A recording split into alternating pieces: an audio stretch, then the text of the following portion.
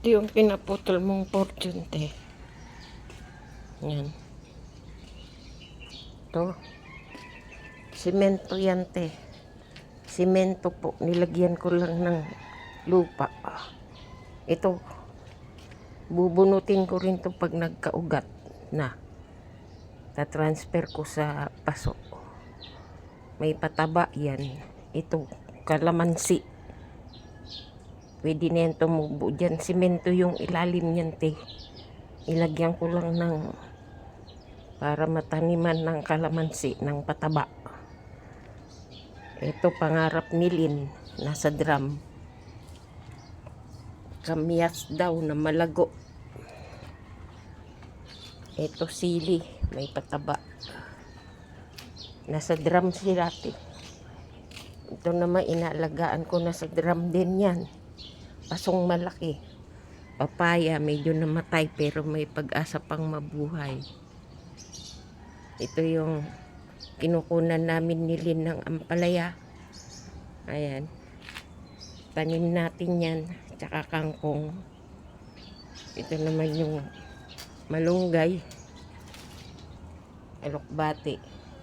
Ito yung pinagputulan ng puno na pinutol mo. Nahayaan ko lang siyang matuyo. Pag natuyo siya, unti-unti, ginagawa ko siyang pamatay ng lamok. Pero binabantayan ko naman, te, don't worry. Konti-konti para mabuwasan ang lamok dito sa likod. Ito yung kangkungan namin ni Lynn. Yung mga inuuwi niyang kangkong, itinatanim ko rito para hindi na kami bibili.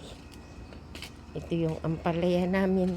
Dito kami kumukuha dahil mahal ang ampalaya. Yan, yung dahon. Yan.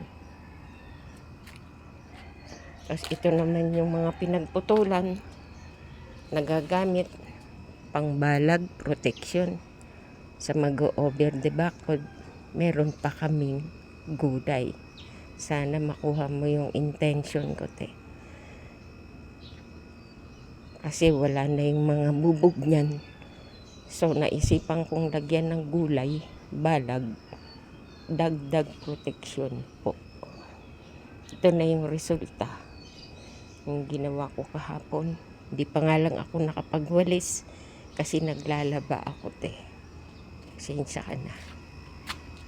Naalala ko lang una itong ipakita sa'yo kasi alam kong gusto mong makita yung resulta. Ayan. Ayan, gusto ni Lynn maraming oregano kasi takot ang lamok sa oregano, te. Bagong tanim ko yan kahapon tong iba. Lalago yan. Takot ang lamok dyan. Ayan po. Ayan. So for now, te, yan lang muna po. Ito, loobin, magawa ko ito mamaya. Makinis na to. Ito, bakbakin ko lang ng konti yung natitira pang hindi natanggal na lumang pintura. Loobin kayanin ng oras ko. Tapos na po yan mamaya. So as of now, te, yan lang po muna. Ayan ang resulta.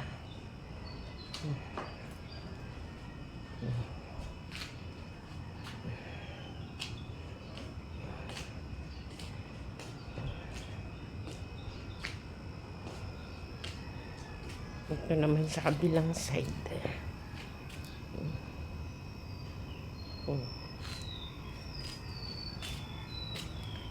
Okay po.